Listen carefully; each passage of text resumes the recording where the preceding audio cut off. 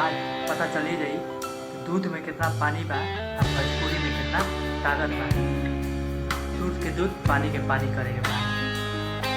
आज हम जब यूट्यूब म्यूजिक देखनी हो तो देख के दंग रह गई हो ये का हो गई। काहे से कि 10 गो ट्रेंडिंग सॉन्ग में सिर्फ एगो भोजपुरी सॉन्ग, पूरा भोजपुरी सॉन्ग में एगो ट्रेंडिंग में रहा वो 9 नंबर पर। और 26 यूट्यूब म्यूजिक में ट्रेंडिंग सॉन्ग देखते हैं सिर्फ 2 गो भोजपुरी सॉन्ग बा। एगो 9 नंबर पर, एगो 13 नंबर पर। 9 नंबर पर पुराना ताजा हवा खुशी सिंह और प्रियांशु सिंह के, और जो 13 नंबर पर उनका पवन सिंह के हरियर चूड़िया खाती काहे भोजपुरी के हाल हो गई बची। पूरा यूट्यूब म्यूजिक पे 2 गो सॉन्ग ही ट्रेंड कर रहा था 20 गो सॉन्ग में।